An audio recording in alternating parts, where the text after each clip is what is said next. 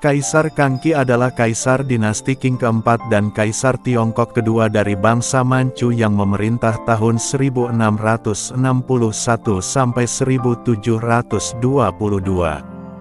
Ia dikenal sebagai salah satu kaisar terbaik yang pernah dimiliki Tiongkok karena selama masa pemerintahannya Tiongkok berkembang pesat dalam kebudayaan maupun militer, rakyat pun hidup dalam kedamaian.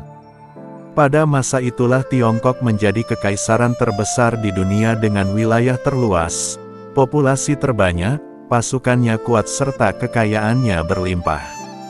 Masa pemerintahannya yang berumur 61 tahun menjadikannya sebagai kaisar yang paling lama bertahta dalam sejarah Tiongkok. Ia mewarisi tahta pada usia 8 tahun, dalam usianya yang masih sangat dini itu, dia didampingi oleh keempat walinya dan neneknya, Ibu Suri Xiaozuang, yang banyak berpengaruh dalam kehidupannya. Kangqi dianggap sebagai salah satu teladan penguasa yang ideal. Ia berusaha keras meminimalkan konflik antara etnis Han dan Manchu yang merupakan isu utama pada masa-masa awal dinasti Qing. Ia mempekerjakan banyak orang Han dalam berbagai tingkat jabatan. Ia juga mencabut kebijakan pada masa pemerintahan ayahnya yang menetapkan bahwa hanya jabatan gubernur dan kepala daerah harus dipegang oleh orang Manchu. Baginya mempelajari sejarah dan budaya Han Tiongkok adalah hal yang penting agar lebih mengerti tentang mereka dan memperlancar urusan-urusan administratif. Ia sering memantau kehidupan rakyatnya dengan terjun ke tengah mereka dengan berpakaian sipil. Dengan demikian ia dapat melihat secara langsung kondisi kehidupan rakyat jelata. Walaupun orang Manchu, Kangqi memiliki mampu menguasai bahasa Mandarin dengan baik. Ia juga menguasai filsafat Konfusius dan hafal karya-karya klasik Tiongkok. Hal inilah yang dipakainya sebagai senjata ideologi untuk mengambil hati orang Han. Perilakunya ini menjadi teladan bagi orang Manchu lainnya sehingga mulailah mereka berorientasi pada budaya Han dan menganggap diri mereka sebagai orang Tionghoa asli. Dalam bidang pertanian, ia mengeluarkan titah bahwa tanah pertanian tidak boleh digunakan untuk tujuan lain selain untuk pertanian itu sendiri. Tanah-tanah milik para bangsawan Ming dikembalikan pada kaum petani dan para bangsawan Manchu diperintahkan agar berhenti merampas tanah milik orang Han. Pengurangan dan pembebasan pajak dalam jangka waktu tertentu diterapkan di beberapa daerah yang terbelakang atau terkena bencana alam. Dengan kebijakan demikian, rakyat merasa sangat diuntungkan dan perekonomian meningkat pesat pada tahun-tahun berikutnya, sehingga mengakibatkan sebagian pejabat dan bangsawan yang korup kehilangan sebagian mata pencaharian dari penindasan terhadap rakyat miskin orang Han yang pada umumnya adalah petani.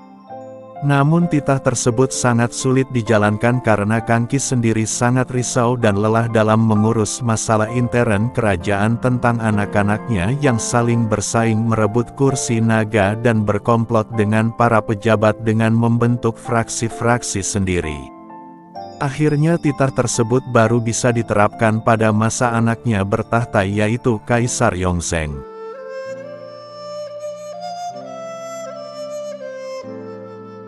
Kangqi seorang yang rajin belajar dan penuh rasa ingin tahu tentang dunia luar.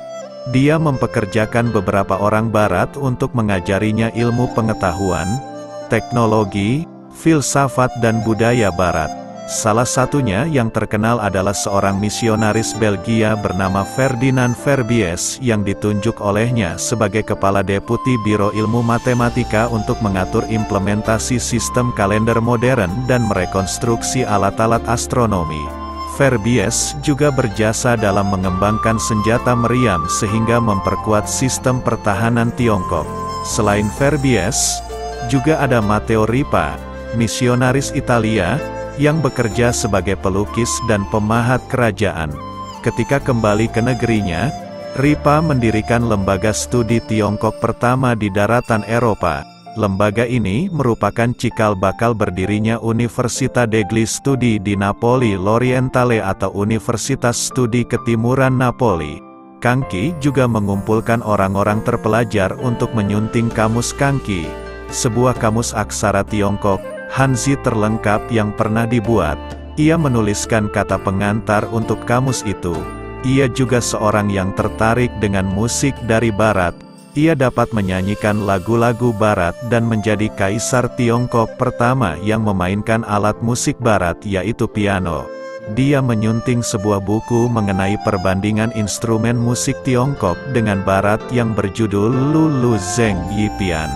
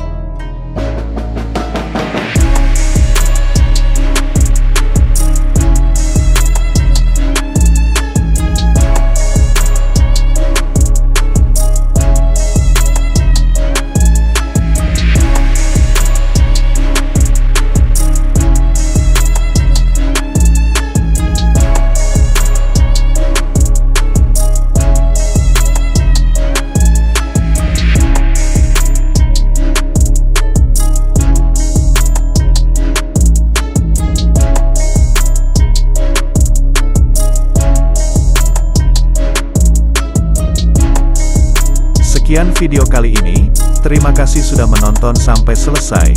Mohon maaf kalau ada salah informasi.